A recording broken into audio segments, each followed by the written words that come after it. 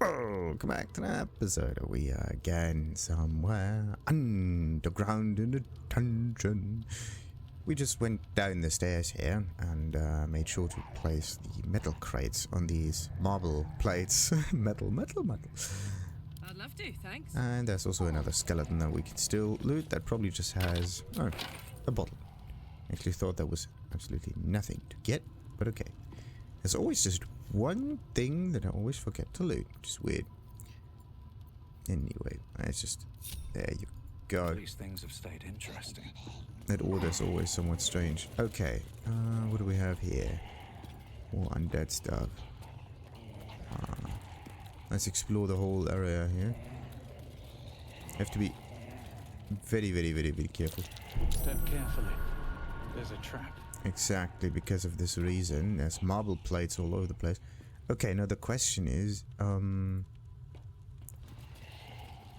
okay. So the ghouls are going to follow me.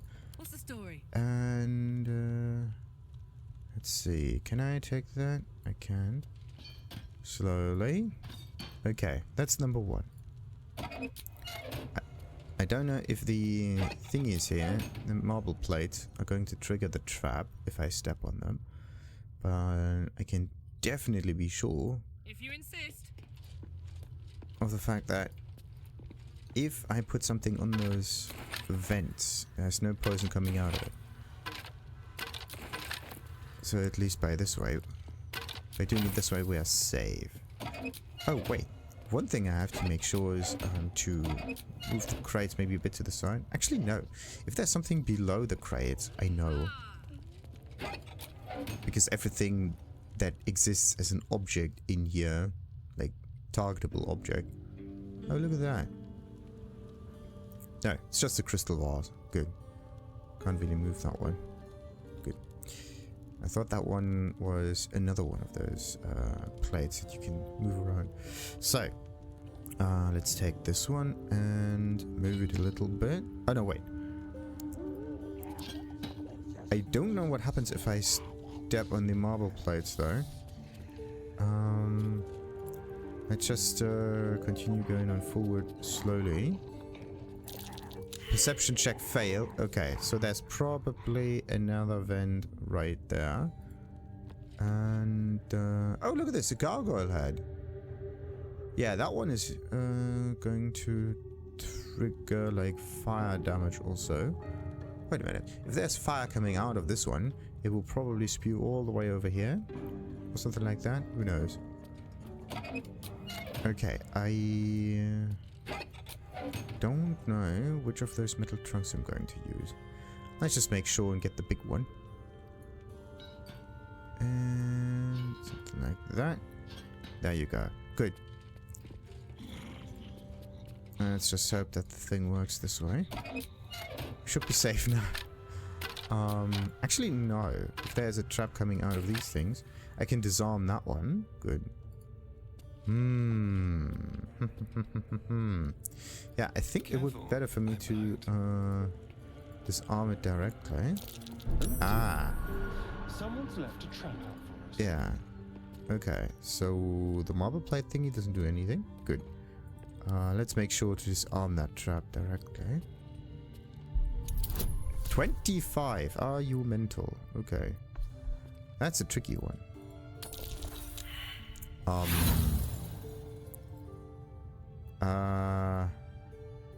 Oh boy. What's happening? Disarming it didn't trigger it, but it was weird. Looks like I can try again. Okay.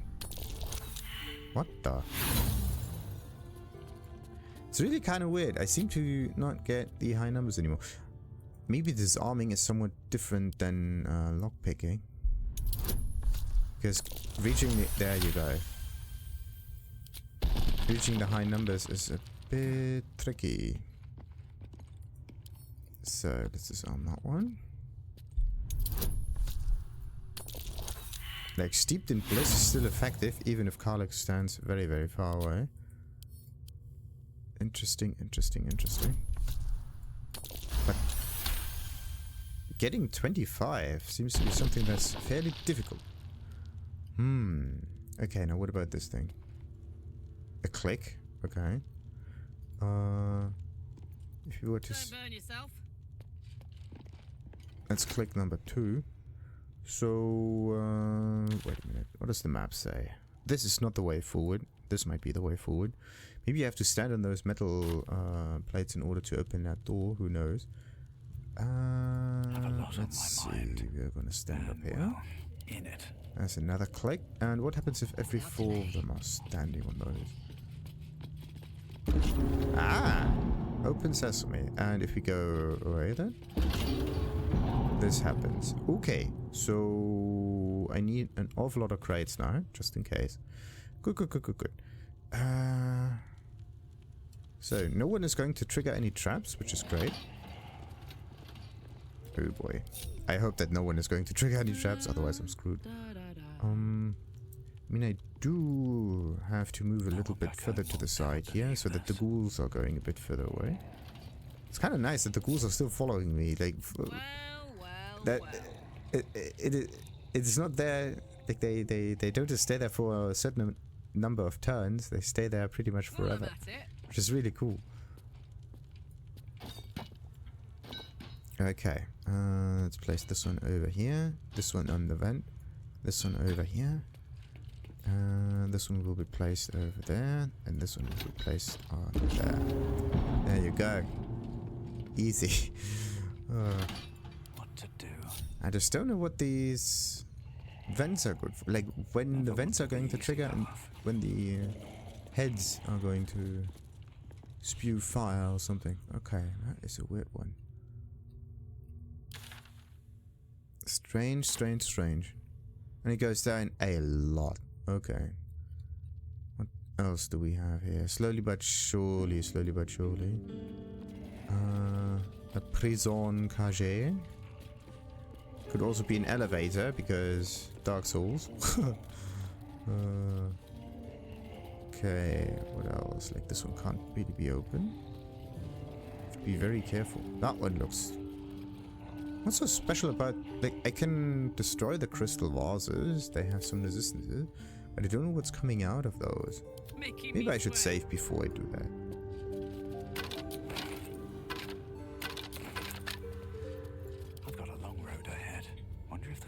Ah, another gargoyle head that I can disarm. Okay. Keep your distance, darling. Let's disarm that one. Now, will it work or will it not work? Let's just give him guidance. There you go. With guidance, I get a 25. Maybe a 24, so... Save 24. So, what else we got? Some more metal. Perception fail. Why? Okay, I think in order to open the chest, you have to step on the plates here. But I'm gonna do it a little bit different. Oh, if you stand up here, nothing. Okay. I really want to know what happens if we destroy the crystal vases, though. Is there something coming out of those things? There's definitely something weird with those. And there's another gargoyle head. Let's disarm that one as well. The thing is, usually the... 33. That's rare. But anyway, usually what happens is that the trap and the thing that triggers the trap is marked with a perception check. Despite everything. I'm wondering why the gargoyle head was not shown directly. Maybe it's extremely obvious and it's just doesn't matter. Who knows? Yeah, opulent chests and another crystal vase. Why so much crystalline stuff? What a charmer. Let's just move. There could be A trap. a hidden vent. Exactly. So what if we were to... Oh, no. Can I like... Really? Not what I wanted.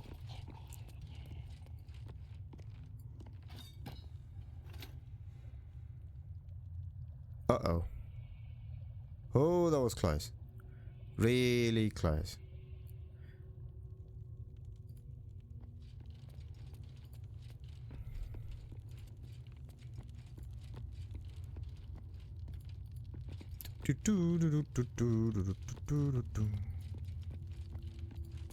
So, what if we were to use like another one of these things? And where's that other plate? Right up there.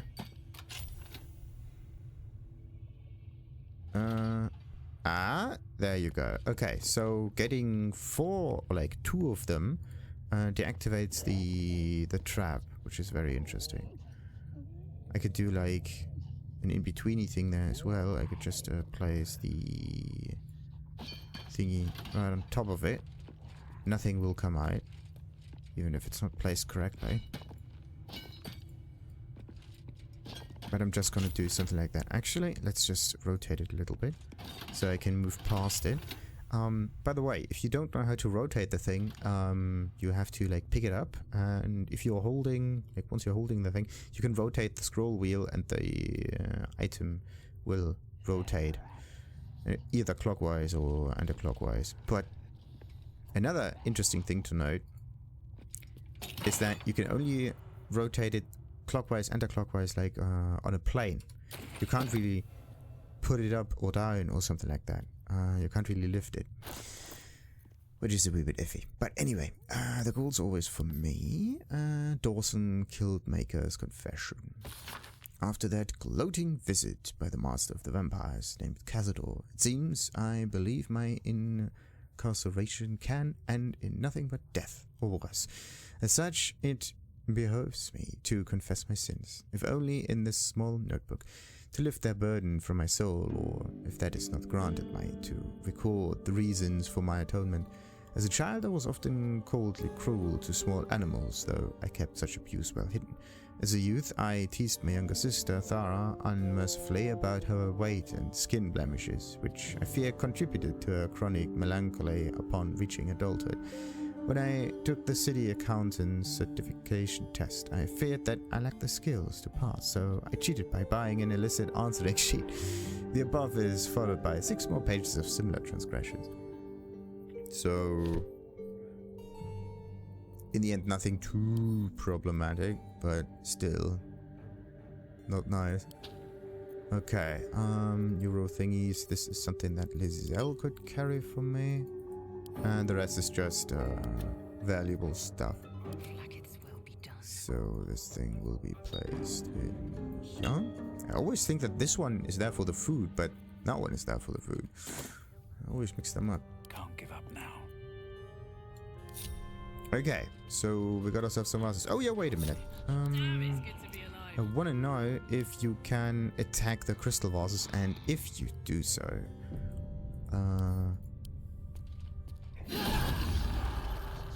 okay, so you can attack the crystal vases. Interesting. But there seems to be nothing in it.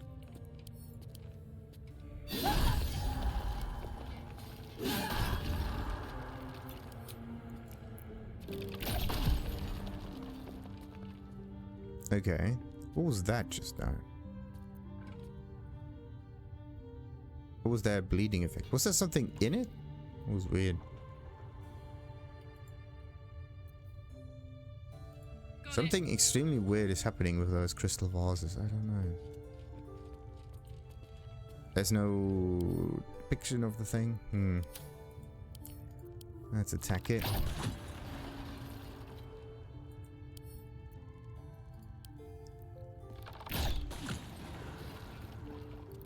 Why does it always say like guiding bolt?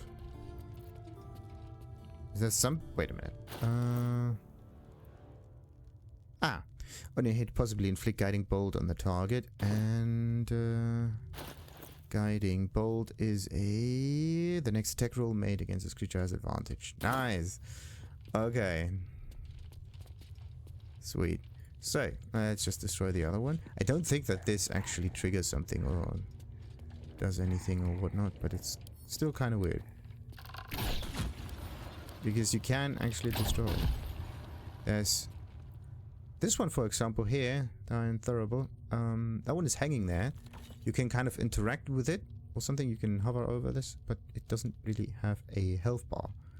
That's the thing. Like decorative item, like even the metal trunk over here has a health bar because you can somehow destroy it in order to get in. Still alive. At its contents. That's also a way to open chests, by the way. Just take them and throw them on the ground, kind of. The whole thing just works. Good. There's nothing else down here. Just make sure to place whatever you can, all of those metal crates, always on the plates. And just to be sure that you don't accidentally trigger things before they are ready, place something on the vents. 2 of them over here and 1 of them back there in front of the... Oh, it's closed. That's weird. That is weird. Okay.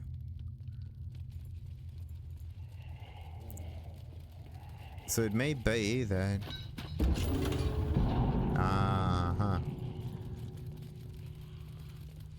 That's again one of those shifting kind of prison thingies. Oh, wait.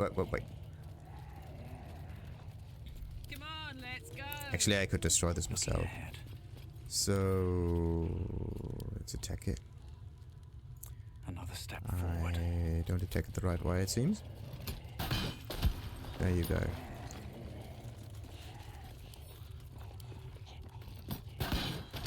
Okay, now all of the crystal vases down here are destroyed. With maybe some exceptions in this room here? No.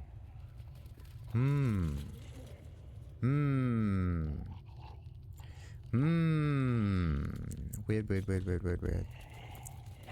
But okay. Let's go back up there.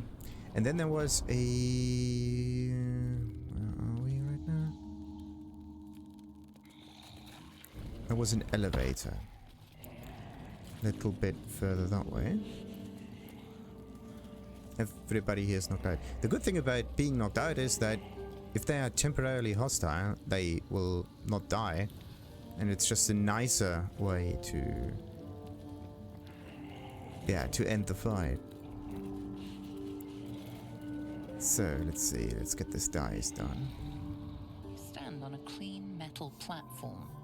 A beautiful but antiquated elevator. There are some scuffs to show its age. Signs of things dragged onto it over the years. But it seems to be in good working order. Right. What in the hells? I never knew this was here. This was always Cazador's private quarters. Only he ever came in here. Well, him and the unfortunate souls we brought to feed him.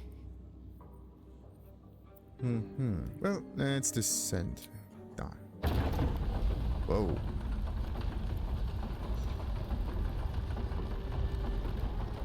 I think the elevator is not really centered.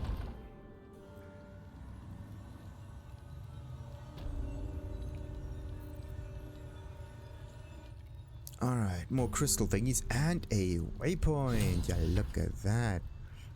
Nice. That makes things a little easier now. By the way, can we... You cannot fast travel from this area. Really now? Like... You cannot fast travel, but you have a waypoint. So... Okay, can we at least go to... We can go into camp and do a long rest, though. That's good. By the way, what happens if we do a long rest? No, wait. We can't really go into camp. We can just...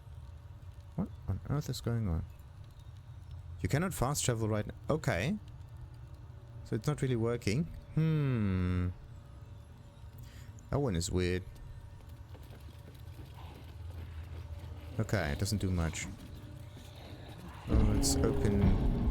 Whoa. Whoa. I never knew any of this was here.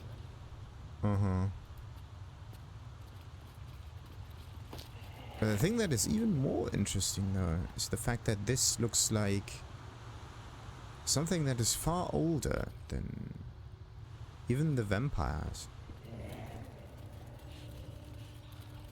It does not really like everything on top of it looks like vampire architecture, right? This looks Like it came from before Mrel or something like that. Oh, entombing clot. What's that? Doesn't look good. This door is impassable to anyone without the correct ring of passage. Okay, so the correct ring of passage, right? By saying there's a correct ring of passage, there might be an incorrect ring of passage. And also there's another way around. You can just drop down here and enter the crypt gate through here. So if you don't want to open the gate normally, that might be another way around. But let's just keep looking. Maybe we can find another one of those. Okay. I have to step forward one step at a time because there are gargoyles, and again, one of those things where I have to drop down to. Weird. One just goes around. Interesting. I heard some voices. That was weird. Okay, so how do you open that crypt gate? Just like the door to the ballroom upstairs, this door features no keyhole. It does have an indentation for a signet ring. Well, we know how to open it, don't we? The ring slots perfectly into place, and the door opens, assailing you with pungent, musty air. Okay, so what do we have here? Either these are personal... looks like personal quarters. Could also be some kind of a cell, to be honest. Ah, and this is a nicer way down. See, you can jump down here, then you can jump on that platform and further down. So, there's definitely another way forward.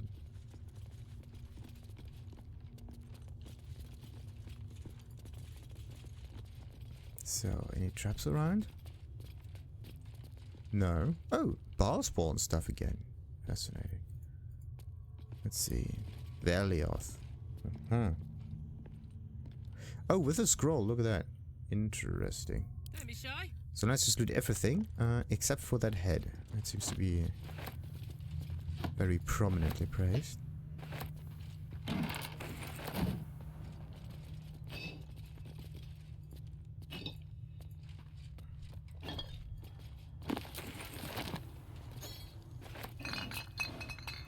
Nice.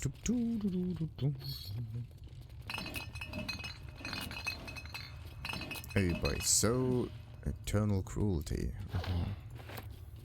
Scrolls of names, a long one. Ah, wanted to pick this up though. There you go. That one doesn't seem to be trapped. Nice. So, before we interact with Vellioth, we are going to read up on the things that we found. Oh, and these two are Starians. Let's hope he's not encumbered. Is he? No. So, what about the first one? The Mortal View. Eyewitness accounts of the Bhaalspawn crisis. The guild seal on the inside of the cover belongs to a print-making collective in Baldur's Gate. Of course, I remember. Knew the second that girl was walking that she'd be trouble. Little thief, always in everyone's business, and that ward of Larian went right along with her. No surprise, a wicked god's blood was running in their veins. Anonymous Candlekeep. Sarevok and his lot are always the first ones that come to mind. You know, this all started with a bit of iron in Nashkel. Everyone thought their weapons would rot out of their hands back then. I thought the problem was bad trade. Never took the man for a son of Baal. Amnion, mercenary, interviewed on his deathbed. You dare speak that name to me. My mistress was turned to ash fighting those forsaken wretches.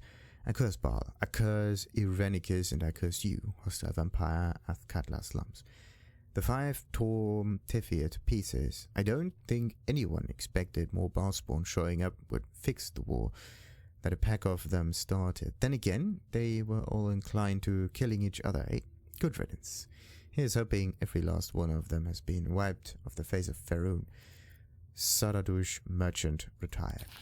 I'm not authorized to be talking about any murder with someone like you. take it up at the sea tower if you want to urge. But honestly, who cares if Bhaalspawn got it stuck to them? Their father's the killing type after all. Flaming Fist Gauntlet, Baldur's Gate. Several hundred more interviews follow. Most of them does. Power structure of Baldur's Gate. This is a journal of Cazador's thoughts and concerns about the power structure of Baldur's Gate and how the changing balance between the factions affects his own ability to operate in the city without interference or competition. The most recent notes at the end relate to the old problem of 9 fingers and the guild and new concerns about the ambitious young Lord Gortash.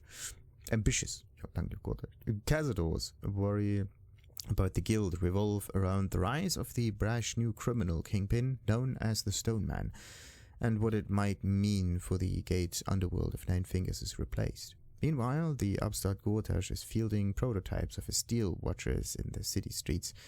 Are they capable enough to detect and damage Cazador's vampire spawn? They're definitely capable of something. The Guild, Hidden Rulers of Baldur's Gates. The book's central argument is encapsulated in a chapter devoted to Rilza Rail, Guild Kingpin of Little Kalimshan. In another time and another place, Rilza Rail would be celebrated as a revolutionary. In Baldur's Gate, in her own lifetime, she's known as a crime lord, a kingpin of the guild, ruling over the city within a city that is the district of Little Kalimshan. Rilza's story began when she was orphaned at a young age. Her father was hanged by the Flaming Fist for sheltering his fugitive brother. Soon after, her mother was denounced by the jealous wife of a patriarch and imprisoned in the sea tower, where she perished. Alone in the world, she had learned 2 valuable lessons. When the law is corrupt, it is a necessity for those without the support of it and forces to act outside it. And when the law is brutal, it is an ethical duty to act against it. Operating from within the Kalim Jewel Emporium, Vilsar knows the value of everything and everyone that moves through Baldur's Gate. She controls a wide network of agents who observe and track the exchange of goods and information as closely as any merchant or politician. But second-hand knowledge is cheap. Rilza's real trick is to draw those with secrets to share directly into her orbit. And the Warden of Whispers information can be shared with the guild anonymously. Anyone with a grudge to bear or competitor to bring low, that is to say, anyone of importance, can ensure that the whole city knows their grievance. It is said that if somebody speaks of your weak spot in the garden at dawn, you can expect to find a knife buried in that exact spot before night falls. Letter to Mrel Alkam. I suppose, as you say, that you have reason to be proud of the expansion of the vampire circle in your city.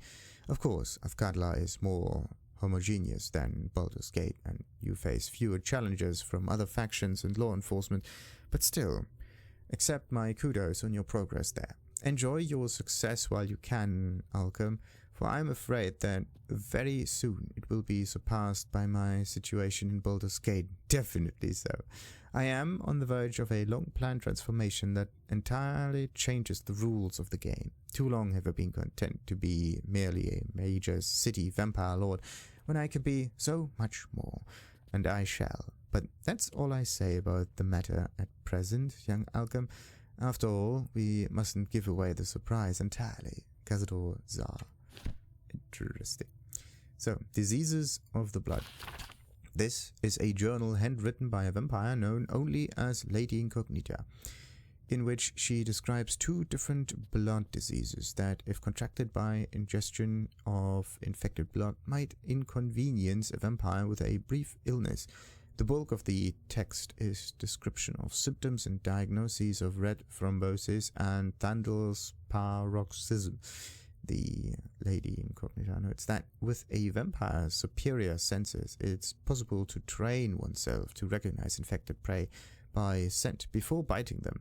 Red thrombosis by a piquant gingery odor, and the paroxysm by a sharp astringency. Okay, so there's a way to poison those fellows. Very interesting. Eternal Cruelty. For my sins, my soul was made ink and written onto this parchment. There's its scroll crawls sleeplessly for eternity unless you free it. Scroll of names. Names. Thousands of them. Many of these surnames would be familiar to a Baldurian, though some of those near the beginning of the list are of families now long disappeared. This is a list of names of people dating back centuries, but continuing right up to the present day. Meditations of a Vampire Lord. The Journal of Cazador Tsar. It records the movements and actions of his spawn, with particular attention paid to Astarion. Every order, failure, and punishment is recorded with cold calculation. Only the most recent entries seem to betray any emotion. Astarion failed to return from his hunt this night. Godi informed he will have the pliers ready when the boy shows himself again. Still missing. I ought not to be surprised. The boy has always been troublesome, but to disappear now when we are all but ready, it is unconscionable even for me. For him, I have dispatched the brood. They will find him and bring him home. And when they do, I will make him scream for this. It has been days and he's still missing. No amount of pain has motivated his brothers and sisters to find him. It seems Baldur's Gate has swallowed him whole. I'm searching further afield, but my reach outside the city is limited. In the meantime, the hunt continues here. My spawns fail me. Astarion eludes me. I will have my due. Interesting. Why does he think that Astarion is like... Why is it impossible for me to read that thing whole? That's weird.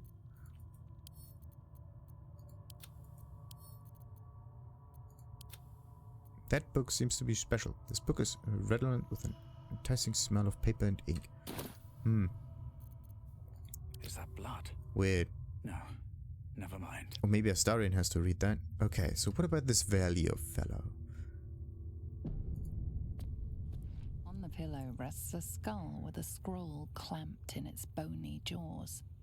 The skull's empty eye sockets flare with an eldritch gleam. You feel invited somehow to witness the skull's memories. It seems urgent. Okay, the skull's memories rise and unfold. Let them wash over you. This skull is all that remains of the vampire Vellioth.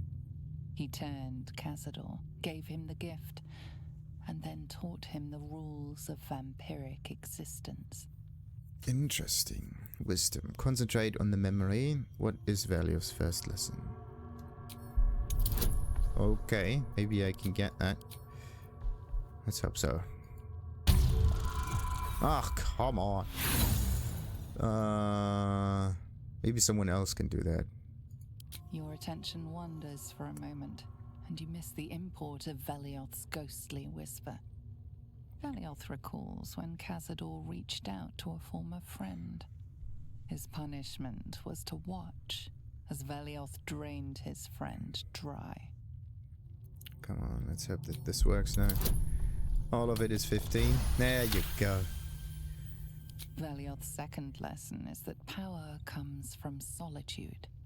To share with others is to be weak, and to be weak is to fail and die. Vellioth recalls when Cazador rebelled against him. Cazador suffered 11 years of impalement because he failed. Interesting.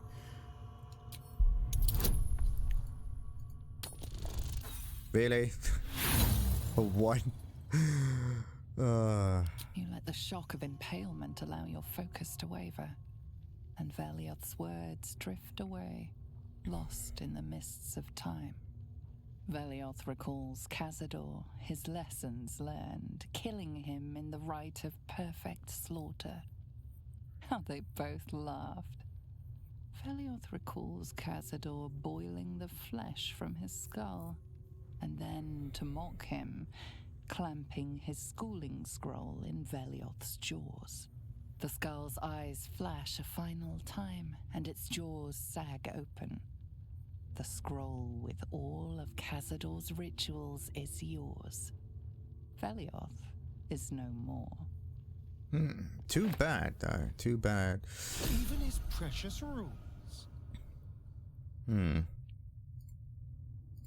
Okay, you cannot really interact with it again, sadly. No. No more magic on this, though. Wish to live in more interesting Okay, so what about this one? The Black Mass Scroll. Unfurling the scroll reveals a list of foul rites and rituals detailing all the ways death can be turned to one's advantage, or simply made more interesting. The Rite of Perfect Slaughter, the Liturgy of the Dead, the Sacrament of the Damned, and many more strange, accursed rituals cover the parchment. The final entry, however, is familiar. The Rite of Profane Ascension. O piteous dead, O ravenous dead, mortality is your gift, but darkness is your prison and hunger its jailer, actually. The Rite of Profane Ascension will release you. Walk in the sun, suffer not from hunger, grow your power beyond anything you imagined. A pact has been made with the Lord of Hellfire. Deliver unto him 7,000 souls, each bearing an infernal mark, and you shall be free of your chains. You shall know true power. Deliver the souls, speak the words, Echo Dominus has animus offero in sacrificio. Nunc volo potestatem quam policitus es mihi. Interesting. So, just ascend from that, give them an awful lot of souls, and that's how you do that. Interesting. That seems to be more like a quest-related item, because let's just place that one over here. The Rite of Profane Ascension. 7,000. That's a lot, right? And do you have to like sacrifice them one after another, or all at once? I mean, like how does the timing make any difference? Right? I mean, the vampire pretty much lives forever. This is all so grand. To think, it was just sitting here, lurking under the floor. Yeah, that seems to be a common occurrence, pretty much. Everything is old and under the floor. This is not the only one. Okay, you would think he built this dungeon just for the ritual? I don't know. It feels older than that. Who knows how old? But Cazador will want a grand space for his ascension. A venue like this feels perfect. Now we just need to see what lies at the heart of this place. Good. So... Swift as my feet can carry me. So much so for the scrolls and all of that. Oh, and yeah, the other way forward would be to jump down and then what's this? Press the murder tribunal. Oh.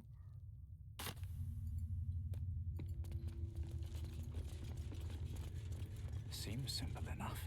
I actually want to know if we can just open up that. Of course he'll come back. He's got to. I do hear voices behind that gate. I'm not sure if I should go there now. So we're going to jump down here and explore the rest. But we're going to do this in the next episode. Let's just leave Vellioth and the scroll for its own little thing. Oh, look at this, a metal crate. Kind of hidden. And another one right over there. Good. Let's do that one in the next. Until then, like a little scrap of course, and ta-ta.